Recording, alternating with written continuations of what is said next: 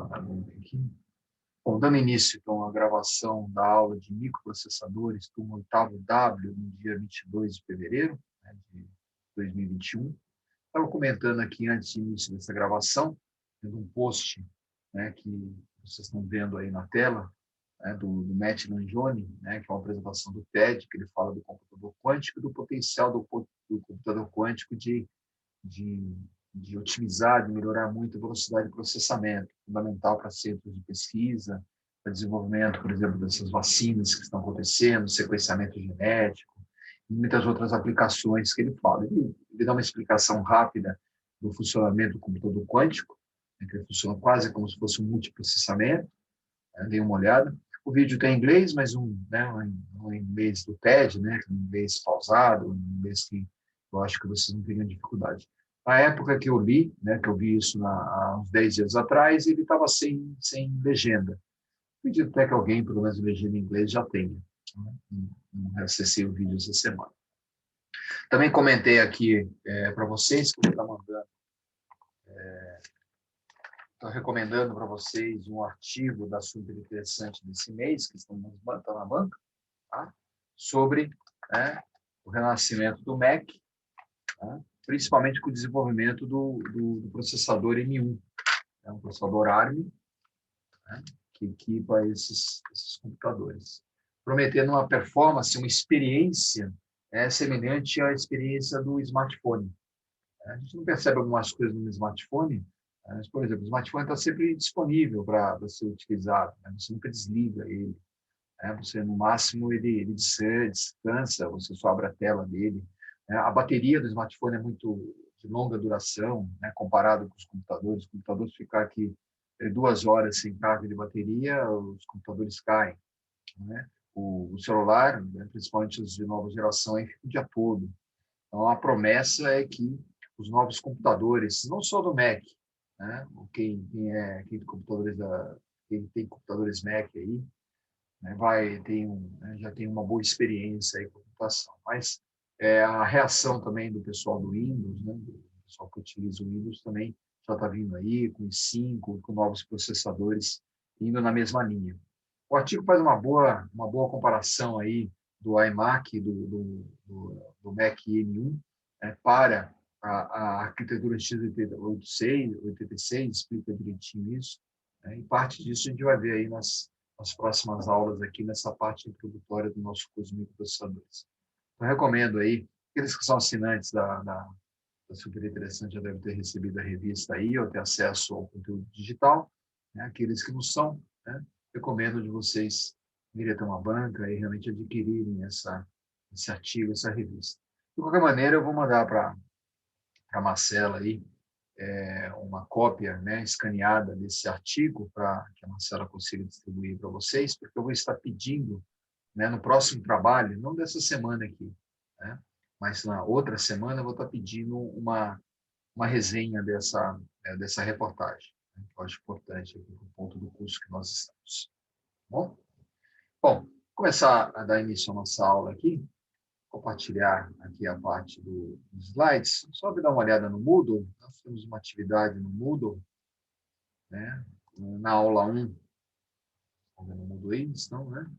Na aula 1 eu coloquei o link da primeira aula. Né? Não tivemos aula na semana passada, né? Do carnaval. Então, agora a gente não deve ter mais feriado na segunda-feira. É direto, né? Até maio.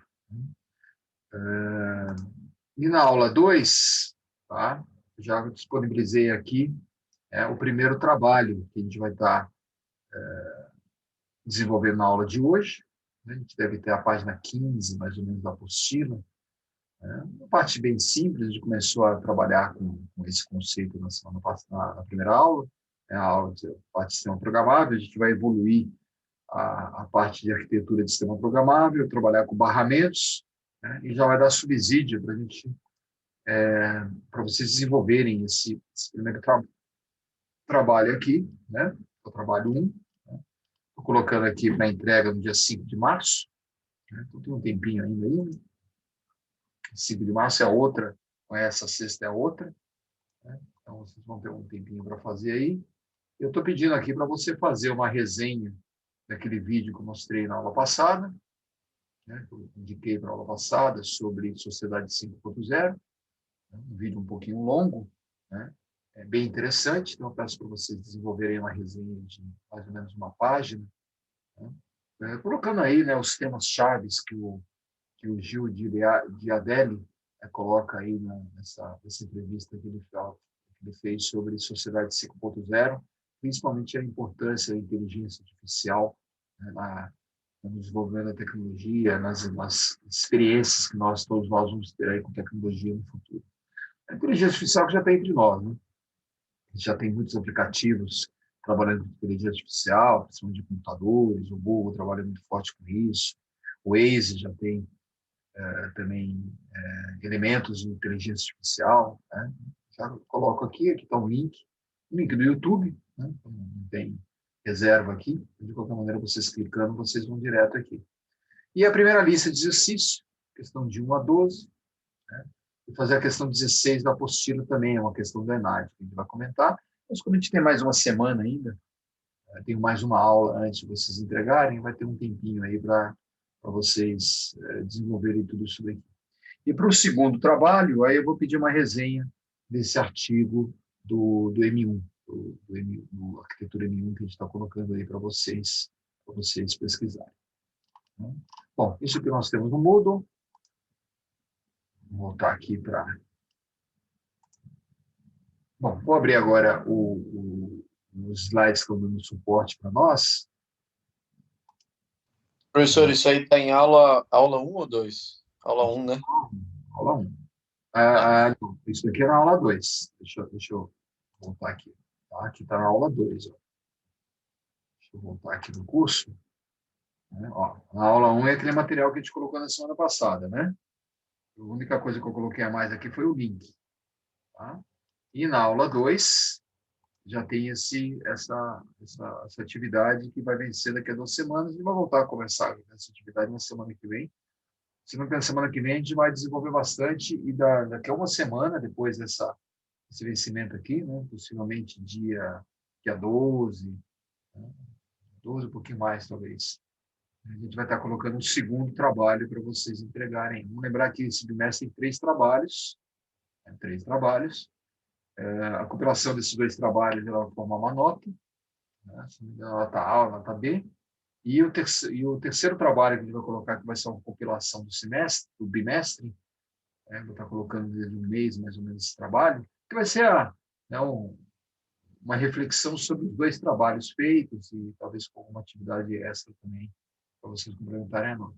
Lembrar que o laboratório também é nota C, que vale 30% aí da participação na nota em né? Então, os 2 trabalhos valem 30%, o terceiro trabalho, que é uma compilação, vale 40%, e o laboratório também vale 30% para a gente poder formar a primeira avaliação que a gente deve ter juntos aí. Bom, é isso daí. Vamos agora... Eu estou com a apostila já aberta aqui no meu computador, tanto a apostila como o slide eu vou usar. Eu vou usar primeiro os slides para a gente dar uma acelerada e vou usar a minha segunda câmera também, que vocês estavam vendo no início da aula, para poder fazer algumas anotações. Anotações bem básicas, tá? Havendo alguma coisa significativa nessas anotações, para o pessoal do sexto B que teve essa aula na sexta-feira, eu compartilhei já as anotações. Então, a gente deve ter alguma coisa parecida aqui com vocês, e aí eu compartilho juntamente com o link desse vídeo, eu compartilho também as anotações para vocês poderem ter um arquivo aí melhor definido, né? Porque a câmera que a gente tem aqui é só um subterfúgio, uma forma da gente poder trabalhar aí com vocês, né? Já que a gente não tem uma aula presencial com quadro branco. Né? Tentei colocar um quadro aqui, mas achei que não ficava legal, né? Então vou insistir ainda um pouquinho com a nossa segunda câmera aí para vocês poderem acompanhar. Tá? E aqueles que gostam de anotar, né? Gostam de copiar coisa do quadro, né? Sugiro que façam isso, assim como façam anotações do que a gente está colocando aí. Lembrando que a aula está gravada, então, principalmente para fazer o trabalho, né? Quando estiver discutindo, né, os pontos do trabalho, a gente vai está colocando algumas indicações importantes ali do trabalho, vocês podem rever o vídeo. Obviamente que a gravação do vídeo ela não é só uma questão de você poder rever, né, a aula. Já que se tivesse uma aula presencial, ela não estaria sendo gravada. A gravação ela tem um objetivo também para o pessoal que não tem acesso, né? Teve algum problema com o link, né? Eu acredito que não seja o caso de vocês aqui, né? Na semana passada, na primeira aula, todos estavam presentes aí, com exceção do Felipe ali, que faltou, como faltou hoje também, né? Mas com exceção de um colega de vocês, os outros estão aí bem atuantes, bem presentes aí na aula. Tá? Muito bom. Vamos lá? Vocês estão vendo aí o slide? Esse slide está na aula 1, tá? Vocês podem também acompanhar ou vai acompanhando aí pela tela. Eu não sei que mídia que vocês estão usando, se tiver o computador, com 2 telas, seria legal, fazer uma anotação. Né? Tentem fazer o mais próximo possível de uma aula presencial, tá? Isso é importante. A gente sabe que não é igual a uma aula presencial, mas essa é uma aula chamada de aula síncrona. É uma aula que está ao vivo, acontecendo. A única diferença é que a gente não está próximo aí, não estamos no mesmo ambiente. De resto, a experiência, a gente tem que fazer o possível para que ela seja igual a uma aula presencial. Bom, vamos lá. Vocês estão vendo aí os slides. Esse slide a gente viu na aula passada, na primeira aula. Discutimos um pouquinho aqui que é um sistema programável, um sistema composto, que é o que a gente está estudando aqui no curso, é o nosso objetivo. O nosso objetivo que a gente viu lá no Moodle, que eu já disponibilizei no Moodle na primeira aula, né, é fazer com que vocês tenham a habilidade, a capacidade de fazer projetos de hardware. Né? A palavra projeto é de um sistema físico, utilizando, né, microcontrolador principalmente, mas entendendo também o universo de microprocessador. Até esse artigo que eu vou estar compartilhando, enviando aí para a Marcela, vai ser o artigo de um microprocessador, né? Mostrando aí, né, as atualizações que a lei de Moore garante. A cada 18 meses, 24 meses, você tem uma nova geração de microprocessador, dobrando a capacidade dos processadores anteriores. Ou aumentando o número de núcleos, né, já que é quase impossível, né, que haja espaçamento físico ali. Né? Se vocês pegarem aqui no artigo do Super Interessante, ele fala lá do M1, por exemplo, né? Aqui ele tem um resuminho do M1, né, comparado com o AMD, o Ryzen 7, né, o Ryzen 7, e com o Intel Core, o i7. Eu comparo aqui as 3 arquiteturas. E todas elas utilizam, né, mais de um núcleo. Né? Por exemplo, o M1, que é um ARM, né, utiliza 8 núcleos. O i7, né, que possivelmente algum de vocês deve estar aí, como no caso aqui é um i5, né, mas meu computador da empresa é um i7, tem 4 núcleos, e o AMD, o Ryzen 7, o Ryzen 7, tem 8 núcleos também. E todos eles utilizam processo de fabricação de nanômetros. Tá? Por exemplo, o M1 está com 5 nanômetros. Né? Vocês podem depois olhar aqui no artigo que eu vou mandar para vocês. Com 5 nanômetros, tá? Entre cada transistor ali do processo. Para vocês terem uma ideia, 5 nanômetros é 5 vezes maior do que a distância entre 2 átomos de silício, que é aproximadamente 1 nanômetro. Ou seja, a tecnologia chegou no limite. Por isso que eles vão aumentando o número de núcleos. Ou tendo outras formas, né? Esse artigo fala muito da arquitetura x86, que é a arquitetura dos PCs, comparado à arquitetura do ARM, né? Que é uma arquitetura RISC, né? E que é uma arquitetura que a arquitetura RISC permite uma experiência parecida com o que você tem no smartphone. O smartphone de vocês, né? Seja o iPhone, seja o Samsung, né? Ele é um dispositivo que permite. É que a gente está acostumado com ele, a gente não percebe algumas coisas em relação ao computador. Né? Por exemplo, você nunca desliga o smartphone. Toda vez que você ativa o smartphone, né, ou apertando um botão, ou chacoalhando ele já está pronto para você usar. Ele nunca desliga. E a bateria dele dura muito mais do que a bateria de um laptop, por exemplo. Então, é essa vantagem do smartphone que está sendo passada para as novas gerações de computadores e microprocessadores. Então, o que o pessoal do iMac promete, e as novas gerações do Windows também promete, é essa experiência do smartphone com esses novos processadores. Tá? E também o nosso objetivo aqui é dar a capacidade de vocês de fazer a programação dessa parte física.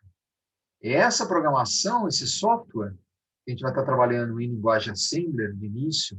Linguagem Assembler é a linguagem do código de operação, do menor código, né, que o processador roda. O processador ele roda códigos de operação. No laboratório, a gente vai começar a trabalhar isso, principalmente a partir da aula que vem. Né? Mas hoje mesmo, aqui na teoria, a gente já vai estar dando uma rascunhada em cima disso. Né? Bom, esse software que configura o hardware, então, podem observar que a saída de processamento, ou seja, os dados de entrada são processados, gerando dados de saída, não através das características do software, do hardware, mas em cima das características do software. É o software que caracteriza o que o sistema faz. Vocês devem estar aí, nesse momento, me assistindo a aula no computador de vocês, e vocês estão com o Zoom aberto. O Zoom é uma aplicação. O computador de vocês se transformou aqui num ambiente de aula. Esse mesmo computador, como é o caso meu aqui na minha segunda tela, está com o Google aberto, está com o Gmail aberto, está com a minha agenda aberta, está com o WhatsApp aberto, está com o Moodle aberto, está com o Zoom, obviamente, aberto, porque vocês estão assistindo essa aula. Você está com 300 coisas aqui. O que caracteriza a função do hardware é exatamente essas aplicações. A mesma coisa acontece com o smartphone. Né? Então, entender essa tecnologia, entender a forma que foi feito, que para a geração de vocês não tem segredo nenhum, porque vocês já, desde que nasceram, né, operam, né, têm a experiência, né, não só do computador, como tem experiência da internet, né, tem experiência do Google, tem experiência dos navegadores, né, de tudo que você precisa aí, você está disponível na internet, tem a experiência dos novos smartphones, que também é uma coisa que aí a geração de vocês viu nascer. Né? Os primeiros smartphones aí estavam disponíveis a cada 10 anos atrás. Então, é da geração de vocês. Né? Mas vocês são uma geração que sempre trabalharam com a internet, diferente da minha geração. E a minha geração é a geração anterior a vocês, né? A gente pode considerar aí 30 anos, né, entre uma geração e outra. Então, eu, obviamente, sou de uma geração anterior a de vocês, e eu não tive, na minha vida estudantil, a experiência do computador. É uma coisa incrível, mas há 50, há 30, 35, 40 anos atrás, entrei na faculdade em 1980, a gente está falando de 42 anos atrás, não se tinha um computador do jeito que é hoje. O meu primeiro computador pessoal, que foi um Apple, né, o Apple II, aquele da maçãzinha colorida, que não era um Apple, era um similar nacional, né? Não dava para a gente trazer o Apple aqui para o Brasil, é muito caro para nós, principalmente estudantes, tipo de coisa, né? Hoje, o computador virou um eletrodoméstico praticamente, todo mundo tem computador, todo mundo tem smartphone, independente da classe social, né? Houve uma revolução nesses últimos 40 anos. Mas o meu primeiro computador eu só tive quando fui sair da faculdade. A minha experiência com o computador foi na atividade profissional. O primeiro Macintosh que eu vi foi na empresa. Depois de 3, 4 anos que eu trabalhei, vi lá o Macintosh com mouse, né, com sistema gráfico. Achei maravilhoso, né, que evolução que ele tinha em relação ao Apple II, e mesmo em relação ao PC, os primeiros PCs, x86, o 286, o x86, né, toda essa experiência que aquele artigo que eu estou mostrando super interessante também, ele fala desse histórico todo, né? Então, é diferente, a geração de vocês já vive tudo isso. Então, para vocês é natural, né, que a aplicação, que a função do equipamento, seja o smartphone, seja o computador, seja um CLP, seja um equipamento de IoT, Internet das Coisas, ele não depende do hardware. O hardware virou uma commodity, ele virou um detalhe, entre aspas, do sistema.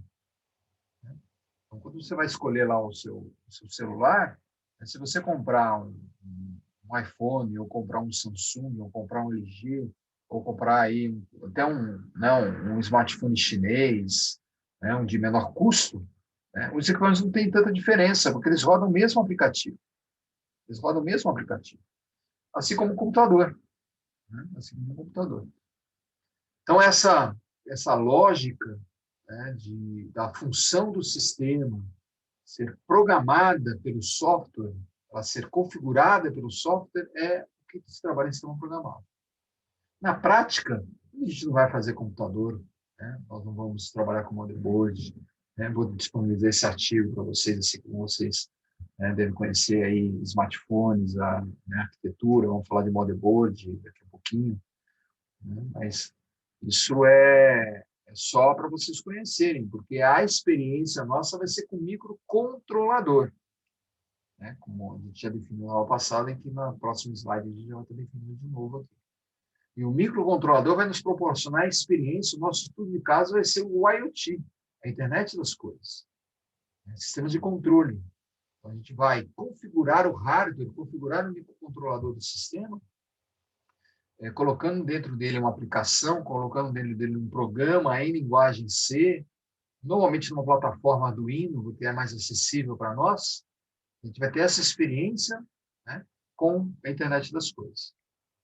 Agora, seja a internet das coisas, seja um smartphone, seja um laptop, ou seja né, um sistema aqui né, de alta performance, como um sistema de Google, né?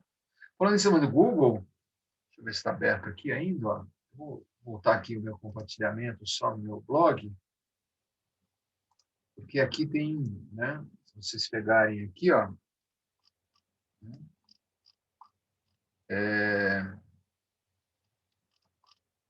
aqui, ó, no post que eu publiquei em novembro, né, novembro do ano passado, eu coloquei 2 posts, talvez vocês já tenham visto isso na internet. Coloquei dois posts aqui, de links no YouTube, falando aqui do data center do Google, né, vocês entenderem o que é uma nuvem. A nuvem existe, né? A nuvem não é nuvem meteorológica, obviamente. Né? Só chama isso de nuvem. Claro que é um dos data centers desse, a Google não tem só um data center, ela tem clonado todas as informações, né? Isso daqui poderia ser um risco enorme, né? Se houvesse um atentado terrorista, alguma coisa. Vocês vão ver aqui no blog seguinte, no post seguinte, vocês vão ver aqui os 6 níveis de segurança que existem dentro do ambiente do Google. Né? A mesma coisa vale aqui para o ambiente da Apple, a mesma coisa vale da Amazon. Talvez até, né, eu não pesquisei no YouTube, mas talvez vocês tenham reportagens falando da nuvem da Amazon ou da nuvem da, da Apple, né? O iCloud, né? Eles chamam, quem tem sistema celular Apple aí, ou a iMac, né? Conhece bem a nuvem da Apple também, que do mesmo nível do Google, é concorrente do Google, é concorrente da Amazon. Então, você tem esses grandes players mundiais, né? Esses grandes players mundiais que, né, mostram aí, né? Então, seja aquele data center que vocês depois vão poder dar uma olhada lá no YouTube, né?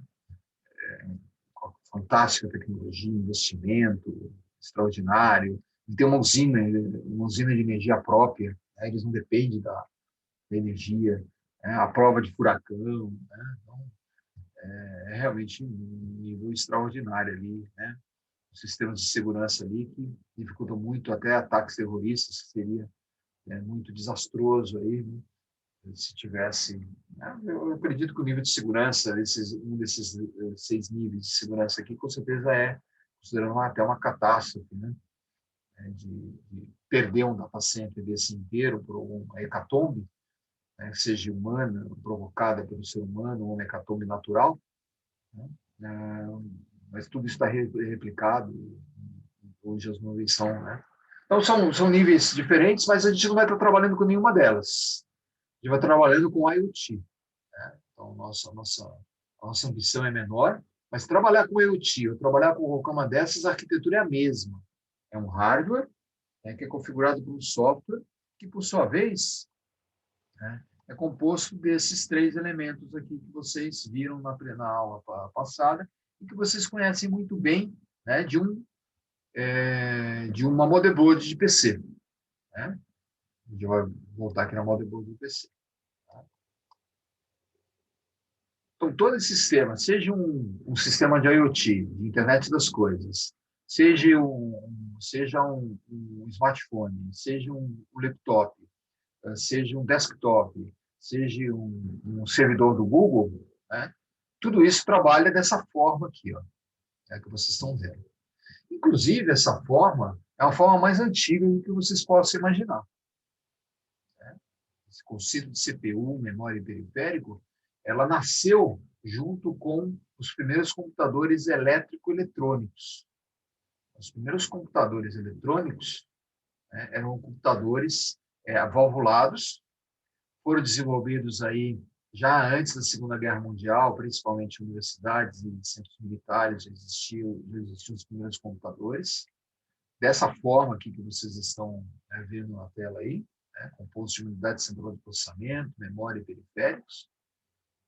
O ENIAC foi o primeiro computador de uso civil, né, que foi liberado para o uso civil logo depois da Segunda Guerra Mundial. Claro que durante a guerra ele foi utilizado para o desenvolvimento aí de todos os aparatos militares ali, que fizeram inclusive o desenvolvimento da primeira bomba atômica, os cálculos, né, para esse desenvolvimento, para essas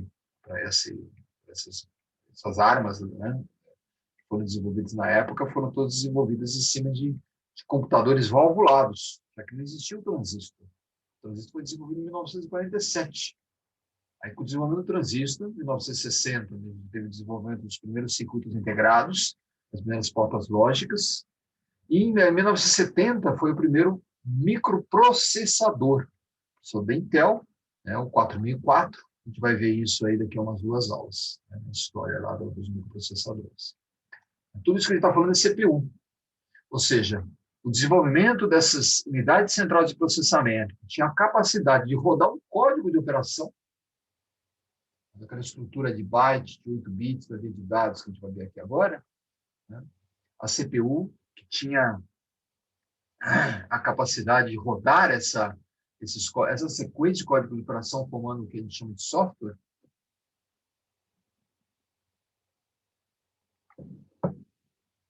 formando o que a gente chama de software, de programa, de aplicação, de aplicativo, de app, de nome que vocês quiserem aí, sistema operacional, né? São vários nomes diferentes aí para os níveis de software que a gente tem disponíveis hoje em dia.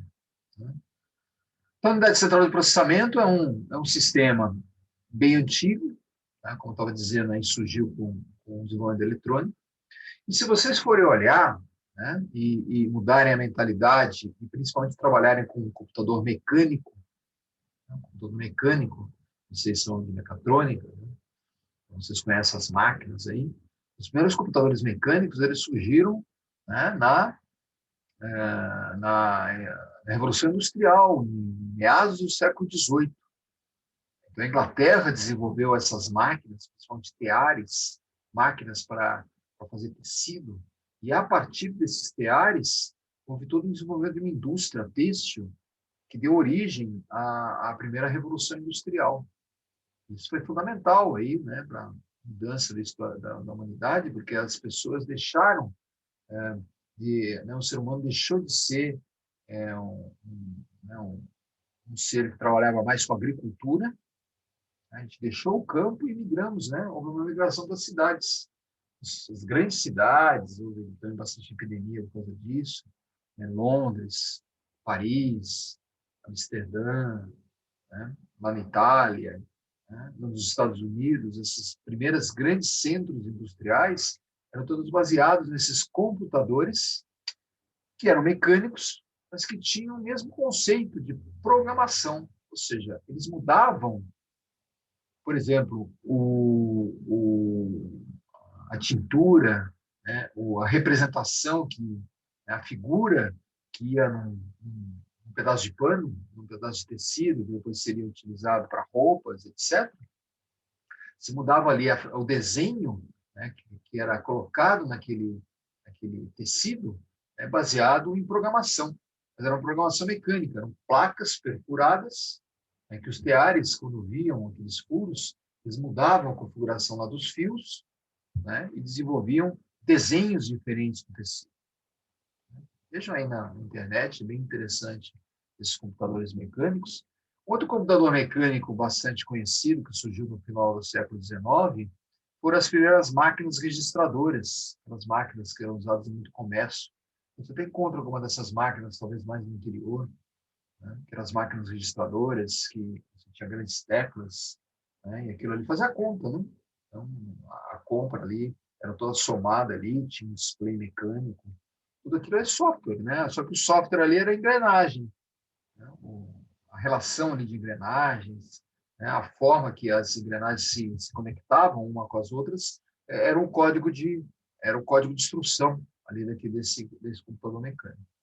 Obviamente que tudo isso mudou a partir do século XX, principalmente a partir da segunda década do século XX, quando foram desenvolvidas as primeiras válvulas eletrônicas, houve o desenvolvimento do rádio, né? A televisão surgiu acho que na década de 30, 40, não lembro bem ao certo, acho que na década de 40, nos Estados Unidos, já houveram as primeiras transmissões televisivas ali, né? O rádio, né? O rádio que já era uma realidade na Segunda Guerra Mundial, até antes, na década de 20, década de 30, né? Todos dispositivos eletrônicos. E os primeiros computadores surgiram a partir daí. E esses computadores têm essa arquitetura que vocês estão vendo aí. Unidade central de processamento, que tinha a capacidade de ler num periférico, a entrada do periférico, né? Entrar com essa informação no sistema e na memória desse computador eletrônico, desse computador valvulado, né, que eram memórias mesmo, eram bits, né? Claro que com muito menos capacidade que a gente tem hoje, né? Era guardado ali o código de operação, que era lido a partir de periféricos de entrada, e uma sequência daquela execução fazia a unidade central de processamento fazer um cálculo, fazer a programação ali que estava sendo colocada para ela. Então, isso é bem mais antigo do que os primeiros computadores pessoais, que surgiram na década de 70. Aí sim, já com microprocessador, com 4004, 8008, 8080, 85, Z80, 8086, que foi o primeiro computador pessoal, o primeiro PC, né? Quando realmente houve, né, juntamente com o Apple II, né, houve uma revolução no aspecto do computador. Ele deixou de ser um uso profissional, que somente as grandes corporações, indústrias, lojas tinham, para ser um eletrodoméstico, para ser um uso pessoal. Para vocês, uma coisa natural, vocês já nasceram no meio dessa revolução, né? Mas, como eu estava dizendo, né, eu que sou da geração anterior a vocês, fui ter o meu primeiro computador pessoal, né, um Apple II, né, com capacidade muito menor que a calculadora aí de vocês, calculadora que vocês têm aí científica na mão de vocês aí, ou que vocês utilizam aí para as disciplinas que envolvem cálculo, né, tem muito mais capacidade do meu primeiro computador. Né? E a gente está falando de 35 anos atrás, 40 anos atrás, não estamos falando nada de um século atrás, etc. Então, esses três elementos, eles são elementos que já são muito mais antigos que a gente imagina, e vale a reflexão filosófica, né? De gente, né, refletir sobre de onde veio isso daqui. Por que a ciência teve a ideia de fazer um sistema baseado em CPU, memória e periférico? A ciência não inventa nada, né? A ciência é observadora. A ciência observa a natureza e, a partir dessa observação, ela cria, né, as soluções que ela precisa para o desenvolvimento da humanidade. Então, o computador ele foi inspirado na observação do próprio ser humano. Nós temos o conceito de sistema programado. Observe que nós temos o conceito do hardware.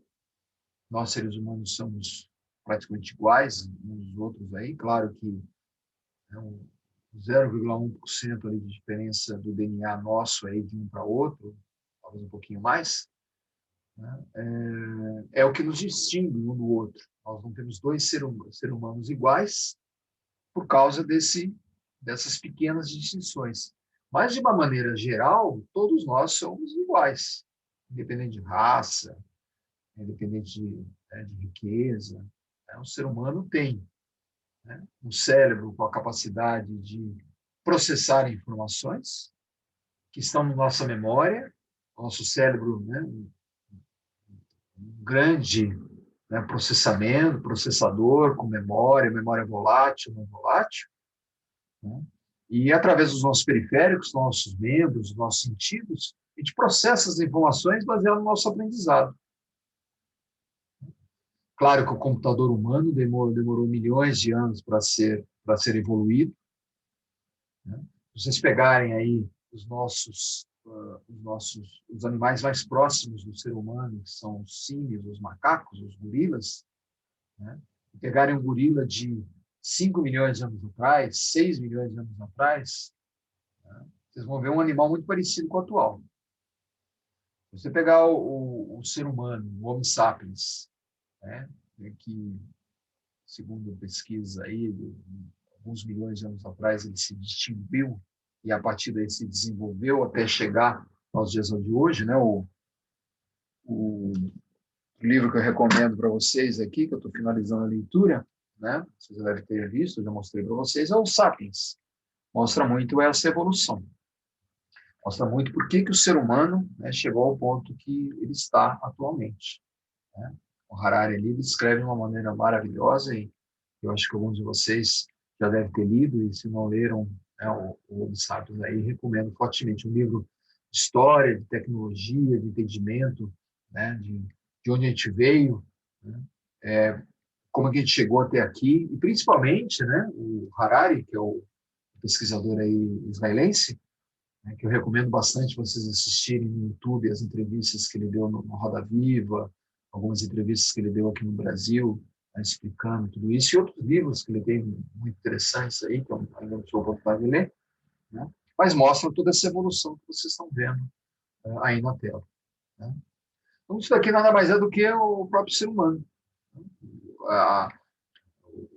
O entendimento da ciência, né, de como o ser humano processa a informação, né, e como transformou isso num dispositivo artificial, num dispositivo, né, industrial, né, que permite o processamento de informações e que, pela lei de Moore, a cada 18 meses, ele dobra a capacidade. Dobra a capacidade. Obviamente que todo esse processo que vocês estão vendo aí na tela é um processo hoje eletrônico, baseado em silício. O silício, por sua vez, a partir do silício foi desenvolvido o diodo, o transistor, e a partir do desenvolvimento do transistor, em 1947, pelos laboratórios Bell, foram desenvolvidos os primeiros ciclos integrados em 1960, e a partir de 1970, a Intel lançou o primeiro microprocessador. O microprocessador nada mais é do que a CPU encapsulada em um único chip. E o que é o microcontrolador? Que a gente vai estar trabalhando no curso. O microcontrolador você ter a CPU, a memória e os periféricos de entrada e saída integrados no único chip. Então, hoje, no smartphone, você tem um microcontrolador, você tem um chip só, onde você tem processamento, memória, lembrar que a memória são dois tipos, como a gente viu na aula passada, memória volátil, RAM, e memória não volátil, ROM. Na memória não volátil, a gente vai trabalhar especificamente com a memória flash, que é essa memória que vocês têm hoje dentro do smartphone de vocês, a memória flash que está também presente na motherboard do computador de vocês, onde fica a BIOS, que é o programa residente, é o programa que inicializa a motherboard, inicializa o sistema operacional, a partir do sistema operacional, a BIOS inicializa o sistema operacional que está no antigo periférico, o sistema operacional está instalado ou numa nuvem, ou no disco rígido, ou numa memória SSMA, se não me engano, não, SSMA é Saúde e Segurança do Meio Ambiente. É uma memória SSD, desculpa, SSD, né? Que está hoje dentro dos computadores que substituem os discos rígidos, né? Hoje o disco rígido clássico, né? O hard disk que a gente tinha antigamente, hoje está dando espaço para essas memórias semicondutoras muito mais rápidas, né? Os computadores hoje inicializam aí em questão de segundos. Não igual a um smartphone, como eu estava falando no início da aula, né? Com essas novas gerações, que vai inicializar de uma forma automática. Tá? Então, é essa arquitetura que nós temos que a gente vai estar estudando. Mas a gente vai estudar essa arquitetura num olhar do microcontrolador. Ou seja, vamos integrar esses três elementos no único chip. Tá? Tem alguma questão? O Felipe estava dizendo aí que estava no trabalho. Felipe, eu vou, no finalzinho da aula aqui, eu marco presença para você, tá? Você me lembra aí, para a gente colocar, a gente vai abrir a chamada aqui, senão eu paro a aula que fica complicado. Mas eu já dou presença para você. Se tiver alguma dúvida, eu vou colocando aqui deixa eu colocar o meu monitorzinho aqui no celular aqui na minha frente, e se tiver alguma mensagem no chat, né, a gente vai lendo aqui, né, o chat também está na minha tela secundária aqui. Bom, vamos lá. Vamos dar andamento aqui, né? Aqui a gente tem uma análise de uma motherboard. Espero que alguns de vocês já tenham tido experiência de montar um computador, né, lá no Santa Efigênia, né, ou lá na Kabum, né? Kabum é um portal aí também. Eu utilizo bastante aí quando eu preciso de periféricos do computador. Você compra a motherboard, compra o microprocessador, compra o ventiladorzinho que você vai colocar em cima, compra a memória RAM, né? Compra a fonte, compra o desktop ali. Quem estiver montando o computador, né, sugiro colocar uma placa de vídeo separada para você ter mais performance. As placas de vídeo são computadores adicionais, né? Você tem todo o processamento de vídeo voltado ali ao processamento de vídeo. O pessoal que é gamer, o pessoal que gosta de um bom hardware, aí, gosta de tunar um bom hardware, né? Sabe a importância de uma placa de vídeo e uma placa de som também. Por isso que você tem esses slots aqui, ó, né? Esses slots que são slots de conexão, né? Você vai colocando. Então, na verdade, um computador é composto de vários computadores. Uma placa de vídeo, um computador, uma placa de som, um computador, né? O próprio motherboard, outro computador. São computadores rodando de forma paralela, processadores rodando de forma paralela, né, para dividir o processamento e poder realmente fazer sistemas extraordinários, fantásticos aí, né? Hoje os, os consoles de jogos, né, os consoles de jogos PlayStation, né, e tudo mais são, né, sistemas altamente desenvolvidos, né, sistemas até de 128 bits. A gente tem placas de vídeo aí maravilhosas aí com muita memória, né, que faz realmente que você tenha uma experiência com um game, né, com um jogo fantástico, uma experiência de imersão. Se vamos falar hoje que você já tem óculos virtuais, né, você já tem periféricos, né, que você coloca nas mãos e você realmente tem uma experiência de imersão ali na realidade virtual do jogo. Né? Isso é uma coisa extraordinária. Alguns de vocês talvez já tenham passado por essa experiência, né, pelo óculos 3D, né, ou em feiras, né, ou mesmo vocês terem esses periféricos na casa de vocês e poderem, né, trabalhar com tudo isso. Né? Dou uma sugestão de exercício, que vai estar na primeira lista de exercício. No computador de vocês, no seu laptop, no seu desktop, façam um levantamento das características do seu computador. Qual é o processador? Coloquem, né, achem o manual desse processador, coloquem as principais características desse processador. É um i5, é um i7, é um AMD, né, é o M1 lá do Apple, né, que a gente estava falando aqui no início. Né, então, coloquem isso e façam uma reflexão, né, sobre a capacidade fantástica de processamento que essas CPUs novas têm aí. Né? E aí vocês vão entender aí a importância da lei de Moore, né? De ter um processador de 4 núcleos. Por que você tem 4 núcleos? Você tem processamento paralelo ali, como se quase fosse um processamento neural. A CPU humana, ela é composta de vários cores, vários núcleos. Né? A gente tem a capacidade de audição, a capacidade de visão, a capacidade de sentir, né, os sentidos, a capacidade de controlar os nossos órgãos internos, que a gente não tem controle, né? Ninguém controla o rim, ninguém controla o fígado, né? Ninguém controla, talvez até o coração, né? Não controla o número de batimentos, né? Quem controla o coração são as emoções que estão envolvidas ali, né? Que ele é acelerado mais ou menos de acordo com ameaças que possam existir, adrenalina que você tem injetada no corpo quando você precisa aumentar o pace, né? Aumentar o ritmo, né? do nosso processador, da nossa bombinha interna. Né? Então, tudo isso também, a gente não consegue falar, agora eu vou aumentar a minha pulsação do coração. Eu consigo fazer isso se eu começar a fazer exercício, um esforço, né? Mas fazer isso, né, por minha vontade, claro que alguns que têm um controle mental maior, com um treinamento maior, principalmente faz meditação, né? O pessoal aí, os orientais, eles desenvolveram durante aí os milênios algumas técnicas bem interessantes aí de ter um controle maior sobre o corpo, né? Tem aí os faquires, né, lá na Índia, que são famosos aí no sentido ouro, né? Então, pessoal realmente tem alguns que têm um controle mental muito, muito interessante. Mas não é o caso de nós aí, da grande maioria de nós. Ok? Bom, aqui eu estou sugerindo, né, um exercício que está na primeira lista, né, para você fazer aí, né, o levantamento das características do seu computador, né? Você já falou na aula passada, né? E aqui uma reflexão sobre a indústria de 1.0 a 4.0, que é isso que eu estava falando lá, né? Indústria 1.0, né, que é a indústria da Revolução Industrial, lá, 1700 e qualquer coisa aqui, ó, a primeira revolução, até chegar nos dias de hoje. Você tem a revolução na quarta geração, quando você já tem IoT, inteligência artificial, CLPs, sistema totalmente automatizado, né? Vocês que são mecânicos, mecatrônicos, talvez estejam trabalhando em ambientes industriais, já onde a quarta geração, né, já está presente. E aquela reportagem, aquele vídeo que eu sugeri do professor Giancarlo, está falando da 5.0, que é a inteligência artificial entrando em tudo isso daqui de uma forma muito, muito pesada, né? Então, sugestão que eu dou aí para vocês, né, que é essa daqui, né?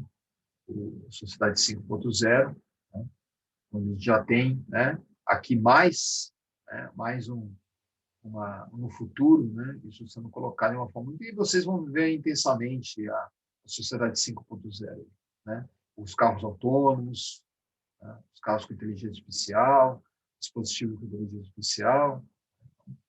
Tudo isso vai proporcionar um futuro muito conforto, um futuro com mais segurança, talvez com algumas ameaças, né? Porque se você tem aí a inteligência artificial, né, você pode começar a discutir quem vai controlar tudo isso, né? Quem vai controlar, quem vai ser, vai existir um Big Brother, né? Como alguns acham, e realmente existem alguns indícios aí que, né, todos nós, por exemplo, vivemos uma vida independente, né? Temos privacidade, né? Ninguém tem privacidade, né? O Tiago está lembrando aí da Universidade 2.0, né? A nossa universidade talvez seja no 1.0 ainda, né, Tiago? Eu acho que essa situação que a gente está vivendo hoje, aí sim você vai começar a ter uma universidade 4.0, né? Talvez com ensino à distância, né? Parte, né? Porque a gente não pode deixar de lado a experiência presencial. O que eu acredito que vai acontecer, e vocês talvez ainda na universidade vão viver isso, é um ensino misto, né? Um ensino que você vai ter realmente alguns cursos, principalmente teóricos, com ensino à distância, bem feitos, né? Com os melhores professores, às vezes até contratando atores, né? O pessoal fala de contratar ator, né? Que vai ter que ler um texto, representar lá o texto e tudo mais. Né? Se vocês verem os cursos EAD, é uma questão de excelentes cursos EAD, né? O pessoal que gosta de filosofia, por exemplo, eu recomendo vocês darem uma olhada no curso de EAD de filosofia do Mackenzie.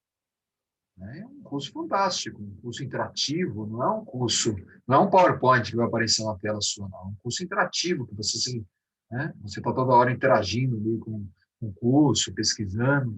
Então, acho que vai ser a tendência, sim. Mas as aulas de laboratório, as aulas de projeto, né, as experiências que você tem que ter para desenvolver características empreendedoras, isso tem que ser presencial, né? O ser humano, ele é presencial.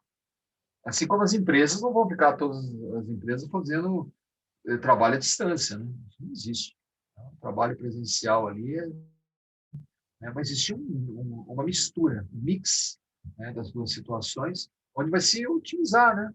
Otimizar, vai possibilitar, por exemplo, você fazer um trabalho em casa e que com menos frequência você precisa ter empresa. E você vai na empresa no horário que todo mundo ali é legal, você não precisa estar na empresa às 7 horas da manhã. Tem gente que não consegue acordar cedo, né? E o cara tem que bater ponto lá no coisa. Um trabalho mais intelectual. Claro que numa linha de produção, né, numa produção que você tem fabril, é necessário ali você ter as pessoas para produzir, para colocar no estoque, para fazer teste, para despachar para o cliente. Tudo isso é presencial, né? Não existe. Talvez existam robôs no futuro que façam parte desse trabalho aí, né? Mas eu acredito que vai existir no futuro aí alguma coisa mais híbrida, tá? Bom, aqui, né, a diferença de microprocessador e microcontrolador. Observe que o microcontrolador que vocês estão vendo na tela aí agora é estou comparando aqui o i7, microprocessador de 4, microprocessador, né, só CPU, né, de 4 núcleos, né, e esse microcontrolador que vocês estão vendo aqui da Microchip, o Atmeca 328, que é da Atmel, a Microchip comprou, né, a Atmel, há uns 4, 5 anos atrás. Esse processador vocês conhecem bem, que ele é da placa Uno, né? Placa Uno. Olha aqui. Vou pegar minha plaquinha Uno aqui, ó. Vou usar no laboratório daqui a pouquinho, ó. Esse processador que vocês estão vendo aqui, ó. Tá? Esse chip aqui, ó. Tá? É esse que está na tela aí de vocês. Que é um microcontrolador. Você tem CPU, uma CPU de 8 bits, tá? Relativa velocidade, tem uns 10 megabits, né, de processamento, 10 milhões de instruções por segundo, que é bem razoável para um microcontrolador, né?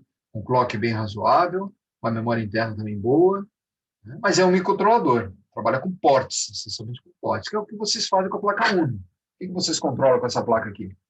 Servomecanismo, motores, sensores analógicos de baixa performance, para medir temperatura, medir pressão, né? LED, chave, né? Não típica função do CLP. A gente não está falando aqui de processamento de imagem, processamento de som, multimídia, comunicação, internet, né? Apesar que alguns dispositivos de IoT, da placa Uno, você pode colocar aqui uma placa de rede, você pode colocar uma placa de Wi-Fi e pode colocar uma placa de Bluetooth.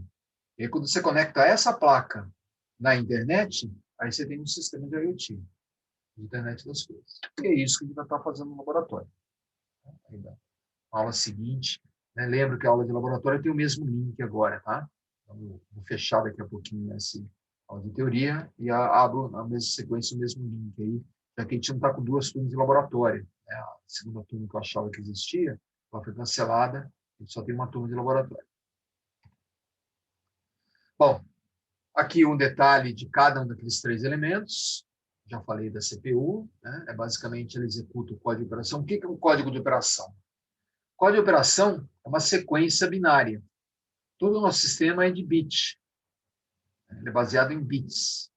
Por que ele é baseado em bits? Por que ela é binária? Por que ela não é analógica, como nós, seres humanos, somos? O nosso pensamento é analógico. Você pegar os sinais elétricos, né, do cérebro, por exemplo, né, uma tomografia que é feita do cérebro, ou um encefalocardiograma, sabe, essas maquininhas que ficam levantando sinais elétricos do corpo humano lá para verificar se a gente tem algum tipo de problema, né? São todos sinais elétricos. Se vocês perceberem lá, são todos sinais contínuos, são sinais analógicos. O computador não, o computador ele é digital, feito de portas lógicas, né? E por que o computador é digital?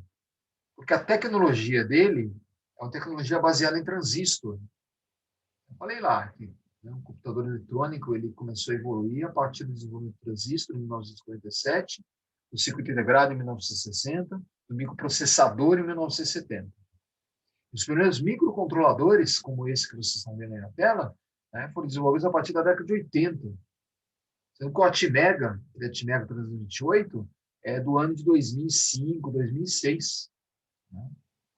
Claro que em relação aos microcontroladores da década de 80 não tem tanta evolução assim, eles são só mais confiáveis, mais baratos, né? A tecnologia evoluiu no aspecto mais produtivo. e não que eles fossem elementos disruptivos, elementos totalmente diferentes. Mas o que esse processador digital faz? Ele processa dados que é do tamanho do barramento de dados. Esse barramento de dados que vocês estão vendo aqui, ele carrega o código de operação. O que é um código de operação? É um byte, se ele for de 8 bits. Se for 32 bits, é uma double word. Se for 16 bits, é uma word. Se for 64 bits, é um quadro word.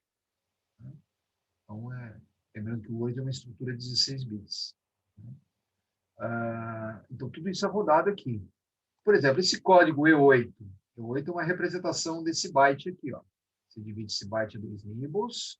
Esse nibble aqui tá? É o código E, que vocês viram lá em digitais. Esse nibble aqui é o código 8. Por isso que a gente representa E8. Esse 0x que vocês estão vendo aqui na frente indica que aquele E8 é um número hexadecimal. É um byte, tá? Quando ele tem 2 números. Lembrando que cada número é 4 bits. 4 bits é uma estrutura chamada nibble. Vocês viram lá em digitais. 2 nibbles formam um byte. Um byte é a menor estrutura que a gente vai trabalhar. E esse byte, por exemplo, E8, é um byte que está fazendo um movimento, um move. Vou colocar aqui na... A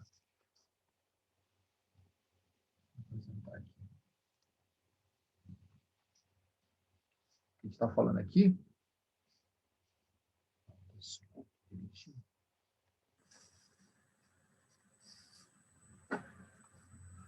Então, o que a gente está falando aqui? E8 é uma sequência de 1, 1, 1, 0, 1, 0, 0, 0. Então, esse byte, quando ele entra na CPU, então lá, a CPU está aqui está a memória, aqui estão os periféricos, I/O. Esse E8 está aqui, E8, que é um byte. Esse E8, quando ele é executado pela CPU, tá? Ele se transforma em uma tarefa, tá? Que está programado dentro da CPU. É o que a gente chama de código de operação. Então, por exemplo, lá no Atmega, isso no 8051, vamos supor que esteja com 8051, uma CPU 8051. No 8051, esse código E8 é um move,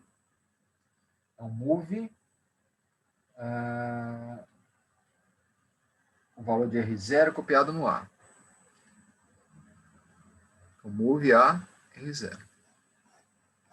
O que é move A, R0?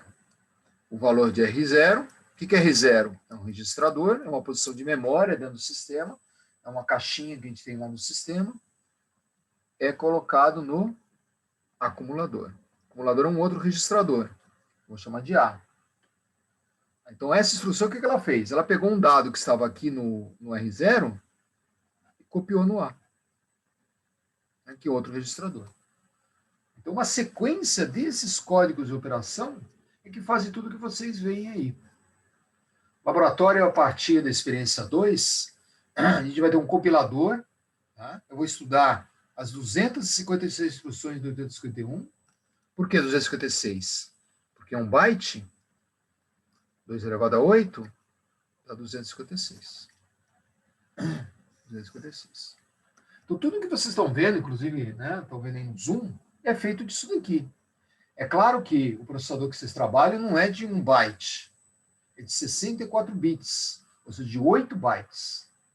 Então, o código de operação dos processadores aí que vocês estão vendo, o i7, 5, o AMD, sei lá qual, ou se você está trabalhando no Macintosh, o processador do Macintosh, o ARM no Macintosh, ele trabalha com essa realidade aqui, mais de 64 bits. Mas ele é feito disso daqui. Isso que a gente chama de código de operação. O código de operação é o E8 aqui. Isso que a gente chama de mnemônico.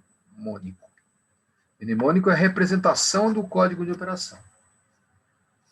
No laboratório a gente vai detalhar tudo isso, tá? Então, estou colocando aqui de início, para vocês poderem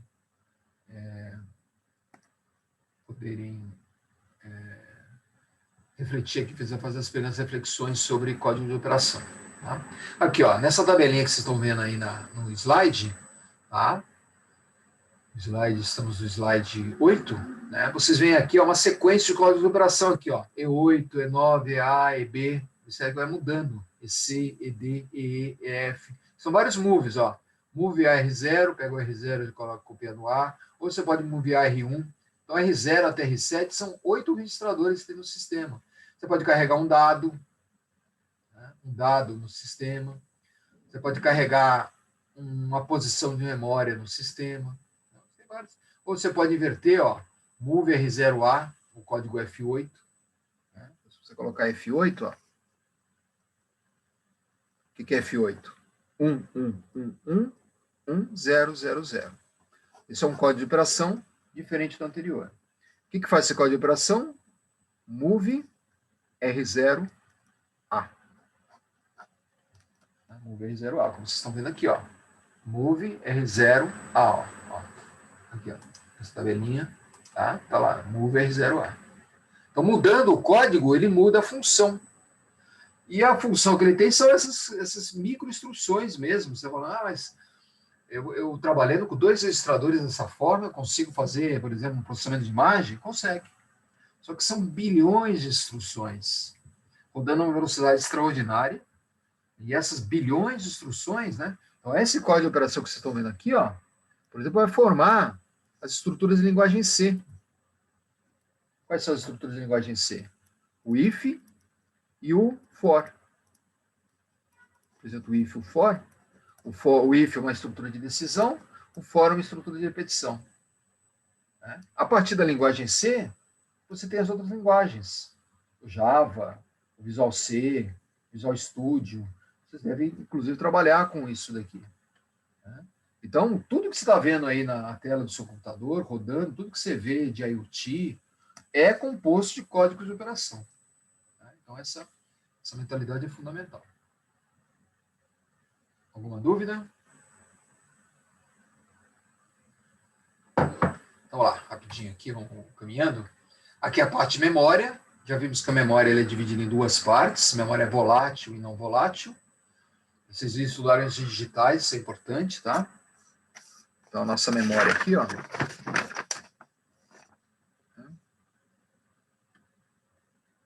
Que é esse bloco aqui do sistema, né? Essa memória, tá? Ela é composta de 2 tipos de memória. Memória ROM e memória RAM. ROM é a memória volátil, não volátil. É a memória que perde a informação quando... A ROM é a memória que não perde a informação quando desliga. Então, o dado dela é permanente. Né? A memória ROM que a gente trabalha hoje em dia é a memória flash. Tem vários tipos de memória ROM. ROM, EPROM, E2PROM. As que usam mais hoje em dia é E2PROM e flash. Tá? A flash é a memória SSD, que você encontra nos computadores, nas máquinas fotográficas, no disco rígido, hoje o disco rígido é SSD. Né? E hoje com capacidade aí de... Né, você tem memória SSD aí de 512 GB, 256 GB, não sei se chega a 1 tera, talvez já esteja de memória de SSD de 1 tera aí, né, disponível. Acho que já deve ter, sim. Né? Um pouco caro, mas deve ter. Né? O que você coloca numa memória flash? Aquilo que você nunca vai perder. Ou seja, você vai colocar BIOS aqui, BIOS, e no caso, principalmente no smartphone, né, né, tudo fica guardado numa memória SSD. Né? Tudo fica guardado. É por isso que o smartphone nunca perde informação. E a tendência dos próximos computadores é todos eles só trabalharem com esse tipo de memória. A memória RAM é uma memória volátil, que no seu computador é aquela memória que é de massa, né? Memória de 16 GB, de 8 GB, né? Que tem uma tendência também de desaparecer. À medida que essas memórias voláteis, não voláteis, vão se desenvolvendo e ficando mais barata, a tendência é você só ter memória ROM no sistema. Tá? E aí você não vai ter mais o problema de perder informação no sistema. Mas observe que o computador de vocês ainda perde informação. Tá? Ainda perde informação. Tá? Ok? Bom, no caso de uma memória, né, aqui a gente tem a divisão, né, dos tipos de memória que acontece, que tem dentro do computador. Tá? Dentro da CPU, você tem dois tipos de memória. Tá? Os registradores. Né? Os registradores. Se você pegar essa CPU que está aqui, ó, CPU que está aqui, vou colocar ela aqui, ó.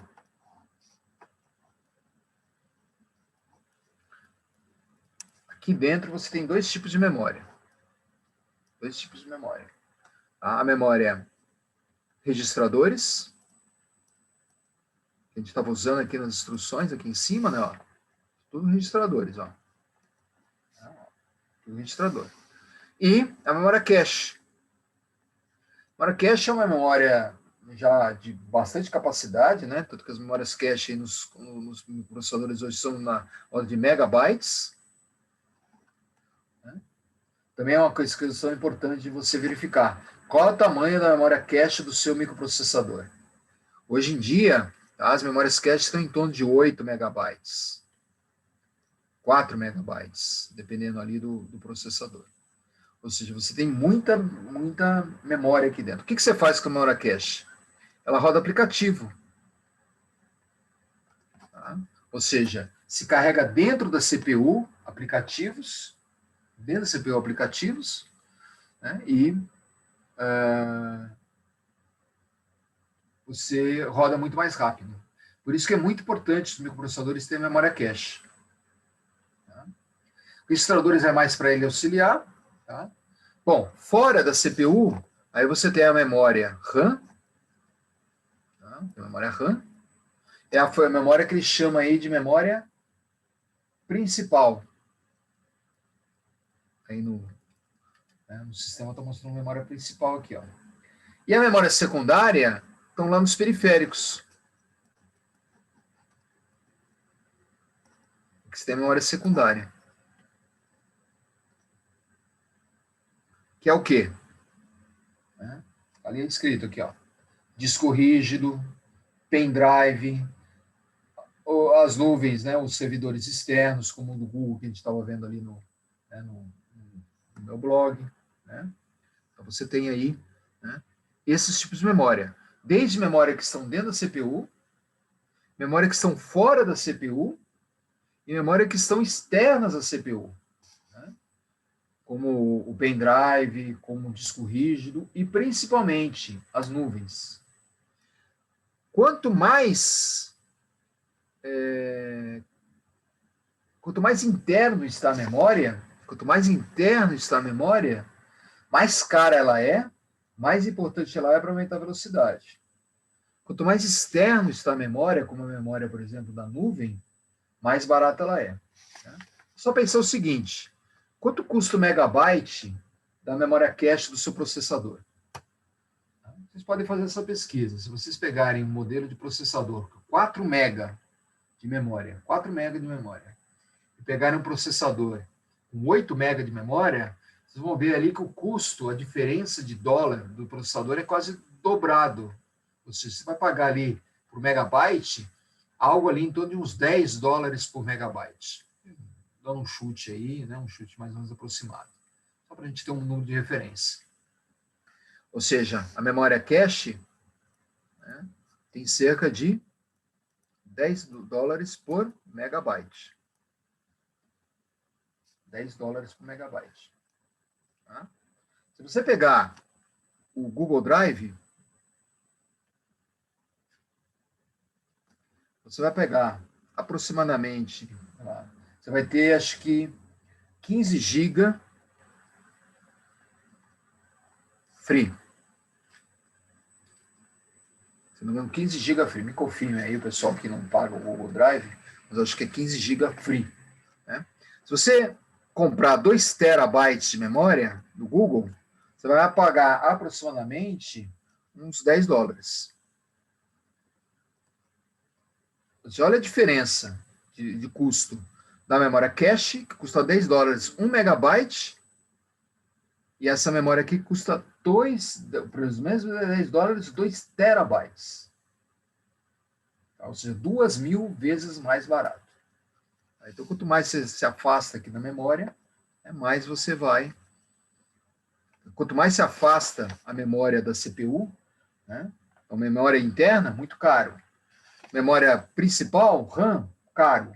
Né? Então, se você for comprar um pente lá de 4 GB para colocar no seu coisa, você vai pagar lá uns R$ 100, talvez uns $10, $20, sei lá quanto que está uma memória dessa. Né? O pessoal que já comprou isso recentemente talvez saiba melhor do que eu aí. Mas se você for comprar a memória externa, né, você vai pagar alguma coisa em torno de $10, né, mais de 1 terabyte. Né, mais de 1 terabyte.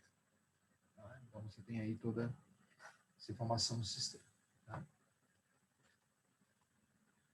Bom, periférico, né, são os dispositivos de entrada e saída, aí depende do dispositivo. Se você estiver trabalhando com computador, né, periférico, teclado, vídeo, USB, o hard disk, Wi-Fi, o Bluetooth, impressora, são dispositivos de entrada e saída. Tá? Se eu estiver trabalhando com microcontrolador, tá, aí os meus periféricos são mais básicos. Ports, port é um LED bidirecional que eu ligo e desligo coisas binariamente. Então é o controle do LED, é o controle do servomecanismo, é o controle do motor DC, tudo isso trabalha com ports. Né? Lá na plaquinha Arduino, essa plaquinha aqui, ó. Deixa eu voltar aqui para minha. Então, essa plaquinha do Arduino aqui, ó. Você tem ports aqui, ó. Né? Nesses conectores tem acesso a ports. Aqui você tem 12 ports digitais, por exemplo. Né? Esses ports digitais são o USART, ele tem um USART de comunicação serial, timer, ele tem 3 timers, né, aqui dentro. Tem uma porta de comunicação serial, o ART, né, então, XRX. Então, esses periféricos são periféricos mais básicos. São diferentes dos periféricos que tem no computador, que é um teclado, é um vídeo, é um mouse, etc. Comparado ao ser humano aí, né? A gente tem o cérebro, a nossa memória volátil, não volátil. Observe que, né, eu tenho a BIOS também, nós temos a BIOS, né? A BIOS é aquilo que a gente nunca vai perder, é a nossa língua primária, é as nossas capacidades que a gente desenvolveu principalmente na infância. Né? Se você aprendeu a andar de bicicleta, como a grande maioria de vocês deve ter aprendido na infância, né? Nunca vai esquecer de andar de bicicleta. Né? Nunca vai esquecer. Se você aprendeu a nadar, se você na sua infância teve um ensino bilíngue, né? Português, inglês, português, italiano, português, alemão, sei lá, português, espanhol, né? Se tinha na sua casa uma outra língua que era falada, você nunca vai esquecer, você vai ter 2 línguas, né, maternas e 2 línguas nativas, né? Por isso que hoje tem algumas escolas bilíngues lá que as crianças, né, desde lá de 2, 3, 4 anos já começam a trabalhar. Tudo isso fica aqui na nossa memória BIOS, né? Fica na memória não volátil. Né? A gente nunca vai esquecer as nossas experiências, as primeiras experiências. Tudo que às vezes você tem doenças ligadas a isso, traumas, né, que os terapeutas precisam tratar, porque isso fica lá incrustado na nossa memória e isso acaba causando, né, alguns inconvenientes aí que muitas vezes causam doenças e precisam ser tratados. Tudo isso é uma memória não volátil. E memória volátil? Memória volátil do dia a dia. Né? Então, eu estou aqui dando aula para vocês. Possivelmente na semana que vem eu não vou lembrar de alguma coisa que aconteceu, por exemplo, aqui no início da aula eu me atrapalhei aqui com a questão do compartilhamento de tela, né, que eu tive que resolver, trocar o link aí, né, da aula. Né. Possivelmente daqui a um mês eu não vou lembrar mais disso. Né. Foi uma memória que a gente teve que trabalhar aqui na hora, a gente resolveu o que tinha que resolver e fim de papo. Bom, a gente tem mais... Vou precisar de mais 20 minutos de aula aqui, né? Já começou a aula um pouquinho tarde, aí, senão eu acabarei a aula aqui daqui uns 5, 10 minutos. Vou pedir um pouquinho mais de paciência de vocês, né? Função do atraso inicial ali que eu vou procurar nas próximas aulas não ter mais, tá? Para a gente poder ter um intervalo decente aí entre a aula de laboratório e a aula de teoria, né? Pelo menos uns 20 minutos. Tá? E não atrasar muito a aula de laboratório, né? Que apesar de ser online, né? Não extrapolar ali, porque alguns de vocês vão trabalhar amanhã como eu, né? E a gente precisa descansar também. Bom, Para encerrar essa aula, vamos falar desses 3 barramentos que estão aqui. Vocês estão vendo esses barramentos que se conectam, né, aos 3 dispositivos. Tá? Ou seja, o que é um barramento? Barramento é a interligação entre a CPU, microprocessador, memória, volátil ou não volátil, RAM-ROM, e periférico.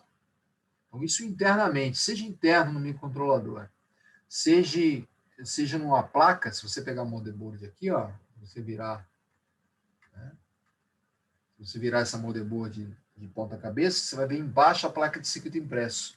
Você vai ver as trilhas interligando os diversos componentes, diversos dispositivos. Aquelas trilhas formam o que a gente chama de barramento. Esse barramento tem 3 tipos, né? Aqui eu vou abrir a apostila daqui a pouquinho. Vale até a pena abrir a apostila aqui rapidinho para vocês, só para mostrar para vocês um barramento. Apostila está...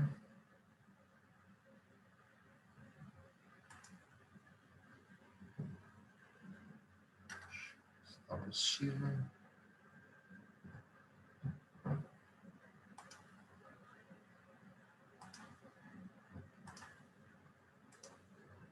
Abrir a apostila aqui para vocês, ó. Aqui tem uma figura legal de barramento. Ó, a gente está falando aqui do CPU, né? Observe aqui quantos pinos ela tem aqui, ó. Tudo isso são barramentos. Barramento de dados, endereço e controle. Se você olhar na placa de circuito impresso, você vai ver alguma coisa parecida assim, ó. Então, esses fios que são impressos, né, na PCI, na placa de circuito impresso, né, que se você fosse montar fora de uma PCI, você tinha que ligar o fiozinho, não sei se... Protoboard vocês fazem isso, né? Liga o pino, né, do LED, né, no pino do processador, do microcontrolador, aí você liga uma chave, você liga um sensor, tudo isso é barramento. Né? Esses barramentos, né, voltando aqui o slide para a gente acelerar, né, esses barramentos, tá, eles são de 3 naturezas, de acordo com o tipo de informação que ela carrega. Barramento de dado, barramento de endereço e barramento de controle. O que é o barramento de dado? O barramento de dados é aquele que circula o código de operação. Esse código aqui, que a gente acabou de ver aqui. Tá? Esse código de operação que a gente acabou de ver aqui, ó. Esse código de operação, né, está fazendo um move AR0. Tá? Esse código de operação está na memória. Ele vai até a CPU, pelo barramento de dados. Então, o barramento de dados está aqui. Tá? Circula. Por isso, né, vocês estão vendo aqui, ó. Por isso que vocês estão vendo aqui, ó, os barramentos de dados. Observe que é um barramento bidirecional. Ele é controlado pela CPU. A CPU controla todo o barramento de dados, requisitando informações na memória, requisitando informações para os periféricos. E o dado também carrega a informação de processamento.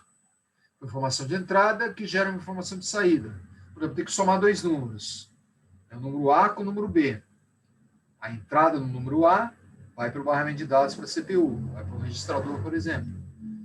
Aí vem o dado B, que vai ser somado. E aí o dado B também vai para a CPU. Aí você faz uma soma, um ADD, uma instrução de soma, e a informação você coloca aqui na saída.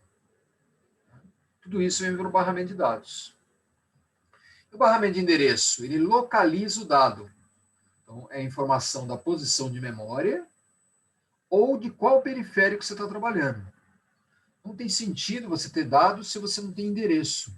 O dado só tem sentido se ele for localizável no sistema. E quem localiza um dado é o endereço. Localização de memória ou localização de qual periférico você está trabalhando. Periférico de entrada, periférico de saída. E o barramento de controle é aquele que não é dado, ou seja, não é código de operação, não é informação de entrada e saída, e não é a localização, não é o endereço. Então, os sinais de propósito geral é a alimentação, é o clock é o relógio do sistema, né, o que vai sincronizar as informações, é o reset, a inicialização, são sinais de interrupção, são sinais de leitura, sinal de escrita, ou seja, o que não é dado informação de entrada ou saída ou código de operação. O que não é endereço, localização de memória e de periférico, é controle. Tá? É controle. São informações muito importantes que você tem no sistema, né? colocar aqui embaixo, ó, vou representar novamente, só para a gente poder... Ó, vou fazer uma representação que é igual a essa que está aí na tela, mas com alguns detalhes a mais aqui. Ó. CPU, unidade central de processamento. Tá? Você tem a memória. Vou chamar de ROM e RAM. E você tem os periféricos. Que eu vou chamar de entrada e saída. Entrada, função de entrada, saída. Tá? A CPU, ela controla o barramento de dado, então é um barramento bidirecional, vou representar ele assim, ó. Está entrando, saindo do barramento. No barramento de dados está aqui, ó. Barramento de dados. E a informação entra e sai da CPU, entra e sai da memória, entra e sai do periférico. Observe que essa setinha dupla aqui, ó, representa a informação pegou no barramento de dados. O barramento de dados, ele determina a capacidade do sistema. Tá? Então, o barramento de dados, tá? Que a gente vai trabalhar é de 8 bits. É um byte, tá? De 8 bits. Mas eu vou trabalhar bastante com processamento de 32 bits também, que é uma double word. Tá? Uma 32 bits. Principalmente no ARM. Então, 8 bits vai ser o Arduino. E 32 bits vai ser o Raspberry para nós. Que é o processador ARM. Tá? 8 bits, 32 bits. Então, aqui eu tenho o barramento de dados. Observe que controla o barramento de dados é a CPU. A partir do quê? Do código de operação. Ó. Do código de operação. Quem determina tudo isso é isso daqui. Ó. Tá? Tudo é controlado pelo código de operação. Quanto maior a capacidade do barramento de dados, maior a capacidade do sistema. Então, é claro que 32 bits eu vou ter muito mais capacidade de 8 bits. Por quê? 2 elevado a 8. 2 elevado a 8. Me dá 256 números diferentes. Pouco, né? 2 elevado a 32, 4 gigabytes. 4 bilhões de informações. Então, observe, sai de 256 para 4 bilhões de informações. 2 elevado a 32. É que, claro, com 4 bilhões de informações eu consigo muito mais controle do que 256. Por isso é importante você ter um barramento de dados, né, tão poderoso. Barramento de endereço. Observe que o barramento de endereço é um barramento unidirecional. Ele sai da CPU. Observe que ele só sai da CPU, ó. Sai da CPU e vai em direção à memória. A memória. Observe que ele sai da CPU e vai para a memória. Ou para o periférico. Ele não é bidirecional aqui, ó. Ele sai da CPU, vai para a RAM e vai para a memória. Tá? Como vocês estão vendo aqui na tela, ó. O barramento aqui é bidirecional, ó. Aqui é barramento unidirecional. E o barramento de controle, vou colocar aqui em cima para não tumultuar muito, são os outros sinais. Bidirecional normalmente, são sinais de controle, são sinais de reset, alimentação, né? Tudo isso.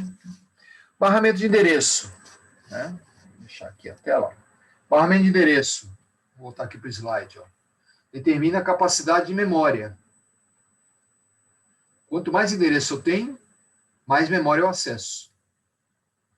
Por exemplo, 2 elevado a 32, que a gente estava fazendo um cálculo aqui, ó, 2 elevado a 32, me dá uma memória de 4 GB. Né? 4 GB, ó. 4 GB. É pouco, né? 4 GB é pouco. Por isso que os barramentos de endereço hoje têm no mínimo 40 bits, 44 bits, que me dá um acesso a mais de 2 tera, 8 tera de informação, né? 2 elevado a 40. 2 elevado a 40 dá 2 tera. 2 elevado a 40 dá 2 tera. Vamos lembrar que 2 elevado a 10 dá 1K. 2 elevado a 20 dá 1 mega. 2 elevado a 30 dá 1 giga. 2 elevado a 40, 1 tera. Né? Vou colocar essa regrinha aqui que é importante. Ó. 2 elevado a 10 dá 1K. 2 elevado a 20 dá 1 mega, 1 milhão de informações, só para fazer uma conta na calculadora aí, tá? Não acredita em mim não, tá? Faça a conta. 2 elevado a 30 dá 1 giga, e 2 elevado a 40 dá 1 tera.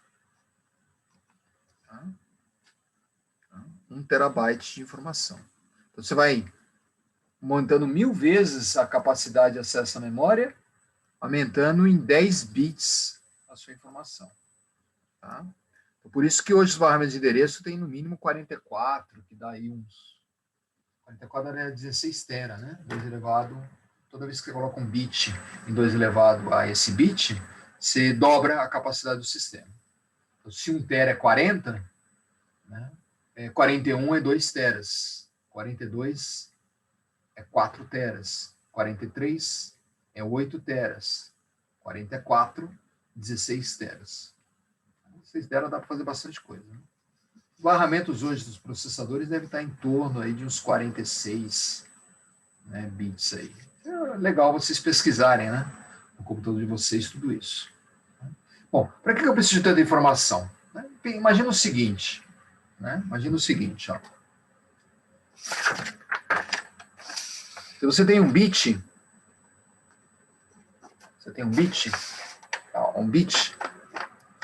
e tem um LED, você controla se ele está ligado ou se ele está desligado. Certo? Com um bit, você liga e desliga o LED. Com 4 bits, esse mesmo LED você vai ter 16 níveis. 2 elevado a 4, né? 2 elevado a 4, 16 níveis. Você consegue variar a luminosidade do LED. Tá? Agora imagina o seguinte, você tem uma tela,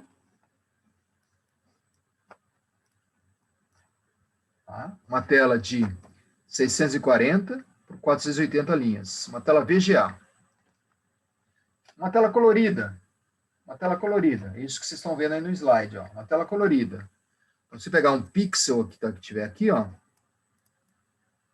vai ter 3 LEDs aqui. Tá? 3 LEDs. R, G, P. Tá? Se você multiplicar 480, ó, 640 por 480, por 3 pixels, por 16 níveis, né, controlando 16 intensidades luminosas, você vai ter 14 milhões de informações diferentes nessa tela. Para você acessar 14 milhões, 16 bits, por exemplo, dá 64K. Você vai precisar no mínimo de 32 bits. Sempre lembrando que você está trabalhando de 2 elevado a n. Por isso que você precisa de 32 bits, você precisa de um ARM. Né? Olhando aqui, ó. Você precisa de um ARM. Um ARM que tem 32 bits, ou um Raspberry. Você precisa de um Raspberry de 32 bits para controlar imagem. Então, com a plaquinha do Arduino, aqui, ó, com essa plaquinha, tá? Você vai conseguir controlar LED, ligar, desligar LED, porque ela só tem 8 bits. Se você quiser ter uma tela de LCD, que você vai mostrar uma imagem, por exemplo, com uma informação touch que você toca na imagem, você vai precisar de 32 bits. Por isso que você vai precisar de um Raspberry para fazer um controle de um processo de imagem. Oi, César. Professor, a TV OLED já é diferente, né? Essas TVs aí, elas já têm uma tecnologia um pouco... Mas elas são de pixel, né? Os pixels talvez tenham uma tecnologia um pouquinho diferente, que aí tem que acompanhar, né? A Samsung, LG, né? Elas fazem bastante propaganda sobre isso, de resolução, né? Eles têm aplicativos, né, que você aponta para a TV para saber se tem o que eles chamam de ponto branco, e aí vai melhorando a resolução, né? Hoje Hoje as televisões elas são de 8.000 linhas, né? 8.000 linhas, 8K que eles chamam, né? 8.000 linhas de pixels de altíssima definição, né? Processadores fantásticos aí, né? Isso misturado aí, né? Porque hoje as televisões não são só processadores de imagem, né? Elas têm que estar conectadas ao Wi-Fi e trabalhar com streaming, né? Então, os processadores modernos das TVs aí tem que trabalhar muito com Netflix, tem que trabalhar muito com Wi-Fi, com YouTube, né? Com a Amazon, né? Que são esses aplicativos de streaming ali. Mas o que eu estou falando aqui, eu estou chamando a atenção para vocês, é essa capacidade, essa necessidade que ele tem de processar muita informação. Por isso que o barramento de dados precisa de ter, no mínimo, 32 bits. Mas não é 32 bits que você está vendo na frente do seu computador aí. Barramento de dados do Pentium, barramento de dados do i7, do i5, ou do M1, que eu estava falando lá no início, é um barramento de dados de 64 bits. E quem tem aí um PlayStation tem um processador de 128 bits para processar dados. Então, imagina aí, né, a capacidade quase infinita de manipulação de dados que você tem. Tá? Para encerrar a aula, barramento de endereço. Barramento de endereço da memória, olha lá, aquela regrinha que eu estava falando aqui, ó, 16, 20, para 30 dá 1 GB, 32, 4 GB. Né? É só para você ter em mente aí, para poder calcular melhor.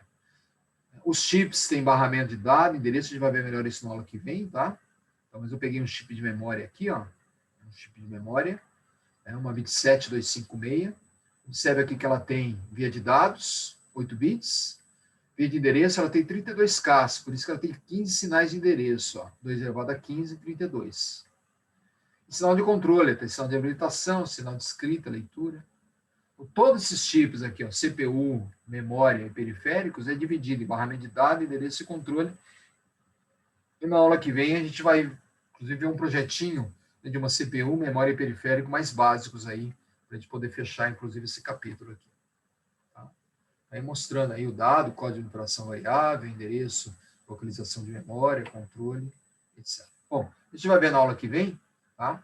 Para encerrar a nossa aula aqui, já estamos no limite, eu vou abrir a apostila aqui só para mostrar a primeira lista de exercício. Tá? Isso aqui é o que a gente vai ver na aula que vem, tá? CPU, memória, ó. A gente vai pegar esses... Vocês não estão vendo o compartilhamento, né? Deixa eu compartilhar a apostila, desculpem.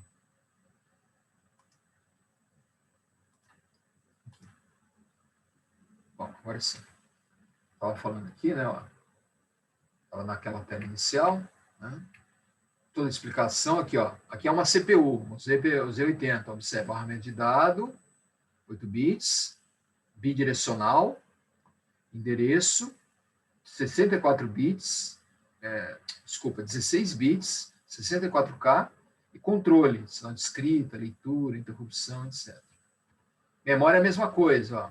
Aquilo que a gente estava vendo lá no slide. Barramento de dado, endereço e controle.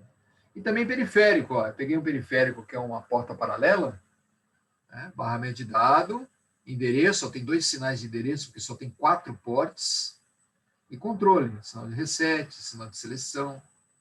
Tá? Então, esses 3 elementos integrados, ó, vão formar aí as primeiras placas, são as motherboards do sistema. Porque antigamente a gente fazia projeto assim. Hoje eu não preciso fazer mais isso. Por quê? Se você pegar a nossa placa do Arduino de novo aqui, ó, esse processador aqui, ó, esse processador já tem tudo isso daqui integrado e muito mais, hein? Esse processador aqui é muito mais poderoso, né, do que o Z80. A memória, por exemplo, esse cara aqui, ó, só de memória interna tem 32K. Tem 4 ports, 3 ports, o ART, conversão analógica digital. Então, esse microcontrolador aqui, que deve ter uns 10 anos de mercado, é muito mais poderoso que os sistemas antigos aí. Tá? Bom, a gente vai ver. Vou só acessar a primeira lista de exercício aqui, ó. E dessa lista a gente vai fechar a semana que vem, tá? Falando aqui da questão 6. Eu não trabalhei só com a questão 6. As outras dá para você trabalhar aqui, ó. Deu para vocês irem trabalhando já, ó. Definir sistema programável, microprocessador, microcontrolador, quais são os 3 elementos, explicar a função desses elementos, explicar os 3 barramentos, dado, endereço e controle, E aqui eu peço para você fazer uma manipulação. Semana que vem a gente vai trabalhar melhor isso, mas pense no seguinte, né? Quanto que de manipulação numérica eu consigo com 8085 de 8 bits? 2 elevado a 8, 256. E com 8088, que equipava o primeiro PC XT? 2 elevado a 16, 64K. Né? E o 386? 4 GB. 2 elevado a 32, 4 GB. Por isso que o 286, o 386 aqui, ó, era o primeiro processador com processamento gráfico, com Windows, com mouse. Se você pegar o Motorola, que equipava os Apples, seria o 68.000, o equivalente a isso daqui, que equipou o primeiro Macintosh. Tá? A mesma coisa aqui com o barra de endereço. Para acessar 64K, quantos bits eu preciso? 2 elevado a n, 64K, 16. E 1 mega? Mega a gente viu, é 20. E 4 GB, já vimos também, 32. E 64 GB? É 36. É só ir dobrando. Bom, questão 6 a gente vê melhor. Questão 7 aqui, tá? Você não precisa fazer, não estou pedindo para você fazer, porque você precisa acessar a nossa biblioteca. Ele deve ter na nossa biblioteca lá, mas na verdade o que eu estou mostrando para vocês é que essa literatura aqui, ó, família 8051, tá? Essas questões são tiradas de lá, tá? Só para isso. E essas duas questões de laboratório que a gente vai ver aí depois no intervalo. Assim como a questão 10, a questão 11 e a questão 12, que já dá para vocês fazerem também, tá? E a questão do ENAD, né? A questão do ENAD também eu vou discutir na aula que vem aí com vocês. Ok? Bom, eu vou parar a gravação aqui agora